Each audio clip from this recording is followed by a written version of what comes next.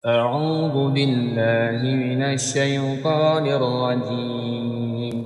بسم الله الرحمن الرحيم.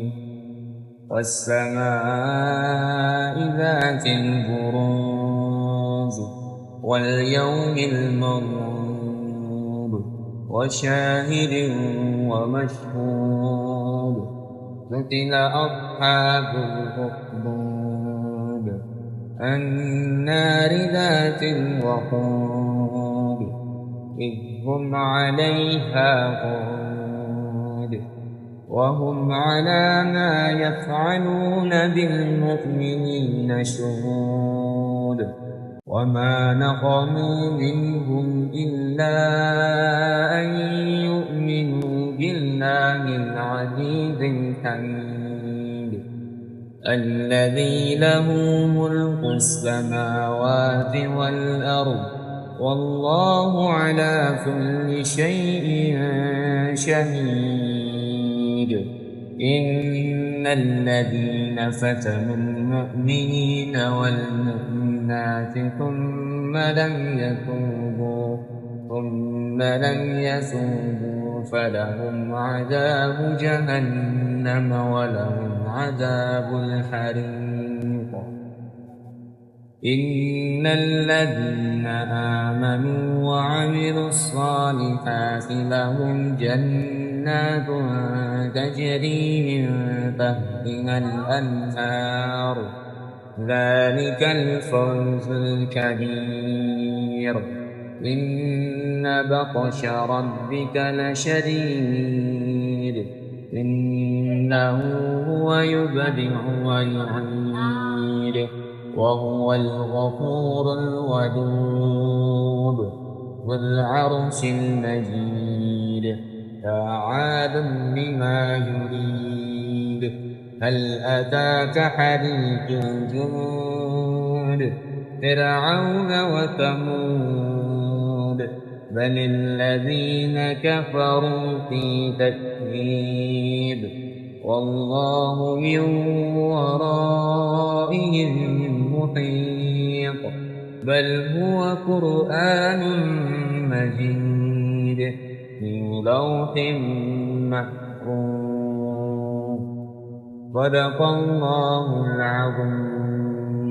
أعوذ بالله من الشيطان الرجيم. إن الذين آمنوا وعملوا الصالحات لهم جنات تجري من تحتها الأنهار ذلك الفوز الكبير. Sesungguhnya bagi orang-orang yang beriman, Allah Subhanahu wa Ta'ala janjikan pada mereka surga yang mengalir sungai-sungai di bawahnya, dan itulah kemenangan yang besar, janji Allah Subhanahu wa Ta'ala yang besar. Bagi siapa? Bagi orang-orang yang beriman dan kemudian mereka meyakini janji Allah Subhanahu wa Ta'ala.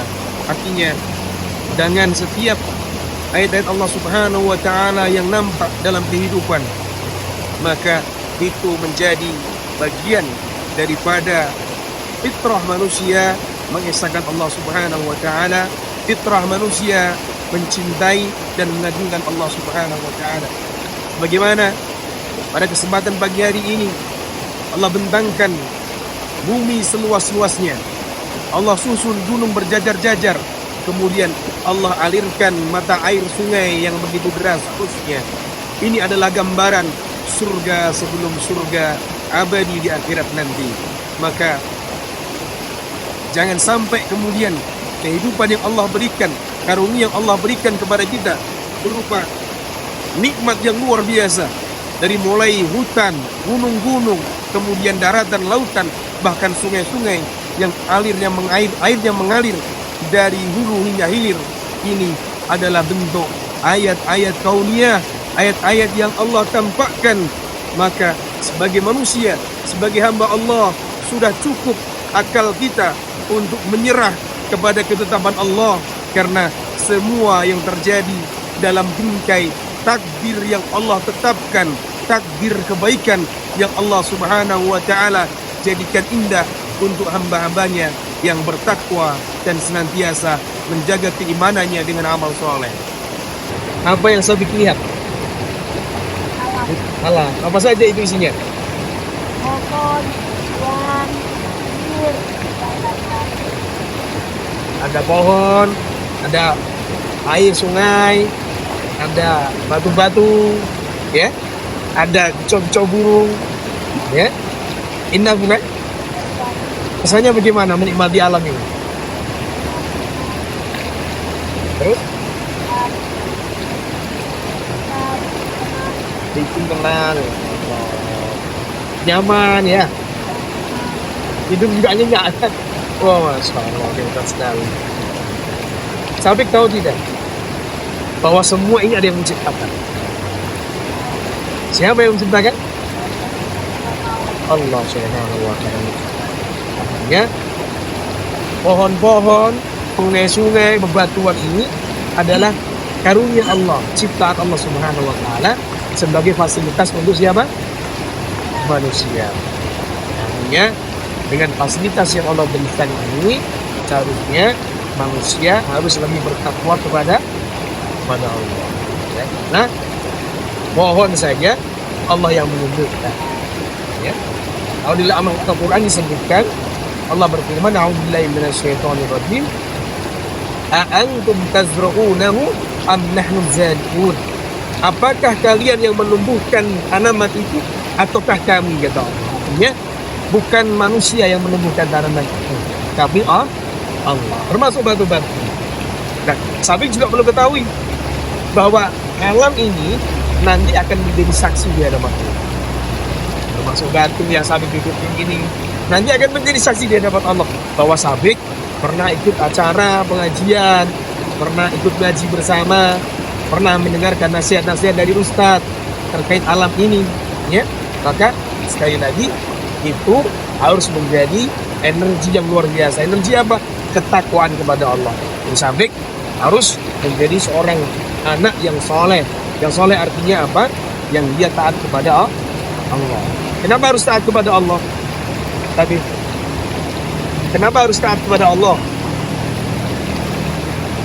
Karena Allah sudah berikan semuanya kepada kita. Alam ini, ya kan? Nafas ini, pula kehidupan ini. Mari kita sebut naik apa? Arum jeram. Rasanya bagaimana? Rasanya menyenangkan, ya. Rasanya menyenangkan. Begitu pula ayat-ayat Allah ini kalau bagi orang beriman itu suatu karunia sehingga menyenangkan. Tapi dia akan berubah menjadi sesuatu yang menakutkan dan mengerikan atas izin Allah. Ketika ada hamba-hamba Allah yang tidak taat kepadanya, bermaksiat di muka bumi, membuat kerusakan, maka Allah perintahkan air sungai meluaplah engkau, maka dia akan meluap dan terjadi banjir bandang. Maka kemudian pada setiap perjalanan dalam kehidupan yang Allah Subhanahu wa taala perjalankan untuk hamba-hambanya, maka ada nilai dan makna yang luar biasa. Terutama di dalam pada saat kita mengikuti rafting, ya, rafting kemarin itu banyak sekali yang kita lihat, yang kita dapat di dalam perjalanan rafting. Pertama, itu dalam perjalanan rafting kita banyak sekali melihat alam-alam di sekitar kita. Saya sangat terenyuh melihat kalau kita lihat ciptaan Allah ini, betapa banyak yang kita lihat yang tidak bisa kita pikirkan bagaimana manusia bisa membuat yang seperti ini. Tidak bisa kita bayangkan. Ya, Masya Allah, di besaran Allah, saya banyak dapat pelajaran di sini, dapat ilmu di rafting ini. Apa? Ilmu apa itu Pak Ilmu? Pertama, kita berapa banyak rintangan yang kita lalui tadi. Itu pertama kita memang diminta kesabaran. ya kita menemukan halangan-halangan, ya kapal kita banyak Haram. terhalang dengan batu-batu yang sangat besar, ya sehingga kita menunjukkan seolah-olah kita tidak bisa melalui jalan ini. Tapi dengan butuh kesabaran, akhirnya kita dapat melalui rintangan-rintangan yang begitu banyak tadi. Poin pertama itu kesabaran. Ya. Poin pertama ya. Ya, di situ kita mengambil pelajaran itu memang harus kita sabar. Kalau kita realisasikan dengan kehidupan sekarang, kalau kita lewati sungai dengan banyak rintangan, apakah kehidupan itu seperti itu Pak Herman? Wah, kalau dalam kehidupan memang sabar ini modal utama Pak Ustadz. Sebagaimana di Arum Jeram tadi ya, Ya, sebagaimana banyak rintangan juga ternyata. Ya, jadi sabar ini adalah modal utama dalam kehidupan kita. Ya, kalau kita tidak sabar, ya mungkin kita Sudah hancur kali. putus asa, hancur. Iya. Jadi sabar ini modal utama menurut saya dalam menata kehidupan kita ini. Artinya banyak juga ujian-ujian dalam kehidupan, rintangan-rintangan, batu-batu yang mengganjal. Ya. Tapi sulit Pak Ustadz, sabar ini memang kita gampang mengucapkannya. Tapi untuk melaksanakannya sabar ini susah banget. Karena memang tidak pernah latihan, ujiannya mendadak Pak Herman. Iya. Jadi kalau saya lihat kesabaran ini, kalau kita ingat Allah, sabar ini akan bisa kita miliki. Subhanallah. Artinya dengan kita melihat alam ini akan semakin membuat kesabaran kita makin kuat. Benar. Gitu Pak Herman ya. Artinya poin pertama adalah Sabar. Poin yang kedua, apa yang Pak Herman dapatkan selain kesabaran di sini? Poin yang kedua, saya melihat di dalam sabar, kita harus belajar, ya, harus memperdalam ilmu tentang agama, ya, tentang apa itu. Jangan hanya sekedar tahu dengan beribadah, tapi kita harus tahu betul apa dari mana kita beribadah. Ini yang saya lihat di Artinya lebih kepada maknanya, ya, isinya, bukan hanya sekedar kulitnya saja. benar. Sehingga dalam perjalanan ini lebih mengenalkan arti hakikat sebuah penghambaan seorang hamba kepada Allah. Ya. Saya ini dalam berjuang untuk melatih kesabaran. Masya Allah. Berarti ini poin yang ketiga Pak Herman. Ya, Saya sambung poin yang ketiga, bersungguh-sungguh. bersungguh-sungguh. Wah, dalam melatih kesabaran bersungguh-sungguh. Kadang-kadang kita dalam jalan kehidupan ini, tiap hari kita banyak sekali diuji dengan kalau kita tidak sabar, itu emosi kita selalu muncul, Masya ego kita selalu muncul. Allah. Nah, kalau kita tidak ingat Allah, itu akan meledak emosi dan ego kita. Ya, makanya untuk mengingat Allah ini selalu dekat dengan kita, apa yang harus kita lakukan? Ya, baik Pak Herman. Tentunya kita belajar dari alam ini. Rendah hatilah sebagaimana air yang selalu mengalir dari tempat tinggi ke tempat rendah. Rendah hati itu sekalian. Ya, rendah hati. Sederas apapun dia selalu mengalir ke tempat yang rendah. Tidak pernah dia naik ke atas. Belajar nih. Kemudian belajar pula kita dari pohon yang Allah ciptakan. Ya. Pohon itu selalu memberi manfaat. Ya. Artinya apa? Kita harus senantiasa memberi manfaat. Dari ayat-ayat Allah Subhanahu wa taala yang keempat ini, bagaimana supaya kita melatih kesabaran? Maka cukup dengan ayat-ayat yang nampak ini, itu mengkerdilkan akal kita. Semakin kecil kita di hadapan Allah. Ya. Bayangkan, tak mampu kita berdiri atau menerjang arus sungai ini, tak mampu. Begitu. Tanpa bantuan, tanpa pertolongan dari Allah. Artinya ingatlah kebesaran Allah ya Ustaz. Ingatlah kebesaran Allah dalam setiap waktu dan keadaan. Kita hamba yang lemah tanpa pertolongan Allah. Artinya apa? Apa yang kita miliki, apa yang hari ini kita dapatkan, semua karena pertolongan Allah. Bukan karena hebatnya kita, Pak Herman. Bukan karena kemudian tingginya pangkat jabatan kita, bukan. tapi karena Allah tolong kita. Allah tutupi rapat-rapat kekurangan kita, seolah-olah kita itu menjadi manusia yang baik, padahal banyak kekurangan yang Allah Subhanahu wa Ta'ala tutupi. Maka cukup untuk kita menguatkan kesabaran kita melihat ayat Allah Subhanahu wa Ta'ala bahwa kita ini kecil, kita tidak ada apa-apanya, dan Allah Maha segalanya. Dan banyak bersyukur, Ustaz. Dan banyak bersyukur. Ya. Itu luar biasa, ya. Terima kasih, Pak Ustaz. Sama-sama, Herman. Semoga tetap istiqomah, ya, untuk memperjuangkan kesabaran. Allah berfirman, ya ayyuhalladzina amanu sabiru wasabiru warabitu fattaqullaha la'allakum tuflihun. Wahai orang yang beriman, bersabarlah dan kuatkan kesabaranmu, maka bertakwalah kepada Allah dan niscaya kau akan dapati termasuk orang-orang yang beruntung. Orang sabar Selalu ingat Allah. ya, kuatkan kesabaran. Ingat Pak Herman, sudah sabar, suruh kuatkan lagi, bersungguh-sungguh lagi dalam kesabaran itu. Tidak cukup saya sabar, tapi suruh kuatkan lagi. Artinya apa? Ujian setelah kesabaran jauh lebih besar. Sabar pertama akan diuji, sabar kedua lebih tinggi lagi ujiannya, sabar ketiga lebih tinggi ujiannya. Sampai kapan selesai ujian itu? Sampai nafas berhenti berhembus, sampai Allah katakan oleh para malaikat, dalam Al-Quran disebutkan, salamun alaikum bima sobartum bani ma'ubadar. Selamat datang wahai kalian orang-orang yang bersabar selama di dunia.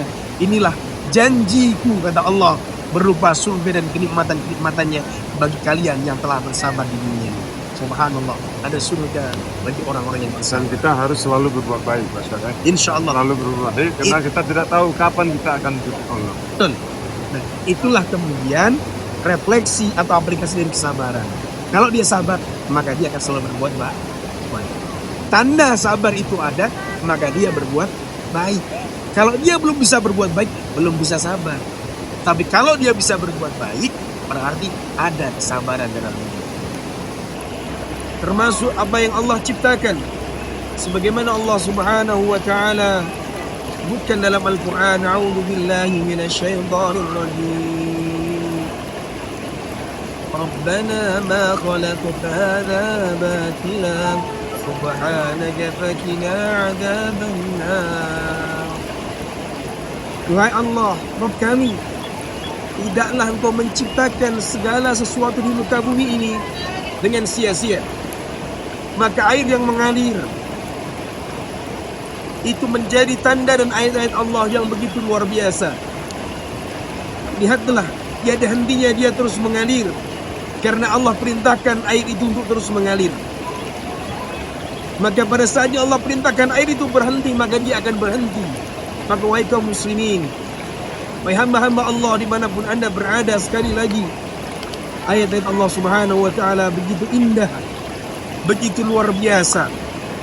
Gunung-gunung begitu tinggi menjulang, kemudian begitu pula air-air yang terus mengalir, yang begitu luar biasa, menjadikan kita hamba-hamba Allah yang harus senantiasa bersyukur dan senantiasa meningkatkan kesyukuran kita kepada Allah. Karena sekali lagi, pada setiap ciptaan Allah ada nilai, ada hikmah, ada pelajaran yang Allah inginkan untuk hamba-hambanya, agar hamba-hamba itu tunduk dan patuh kepadanya, agar hamba itu betul-betul tunduk kepada Allah setunduk-tunduknya, berserah diri kepada Allah, bahwasanya dia hanyalah makhluk yang diberikan tugas hanya untuk beribadah kepada Allah dengan diberikan fasilitas dunia beserta isinya. Maka jangan jadikan ayat-ayat Allah ini hanya berlalu begitu saja dalam kehidupan kita, tapi cukup untuk menjadikan kita semakin mengenal Allah Sang Pencipta, semakin mengenal Allah Rabb yang akan pula menjadi tempat kita kelak kembali kepadanya. Dan semoga Allah meridhai setiap perjalanan hidup kita, dan semoga setiap ayat-ayat yang Allah tampakkan di muka bumi ini menjadikan kita bertambah keimanan dan ketakwaan serta kecintaan kita kepada Allah. Demikian dari ayat-ayat Allah Subhanahu wa Ta'ala, gunung, daratan, sungai yang terus mengalir, kami ucapkan alhamdulillahirabbil alamin.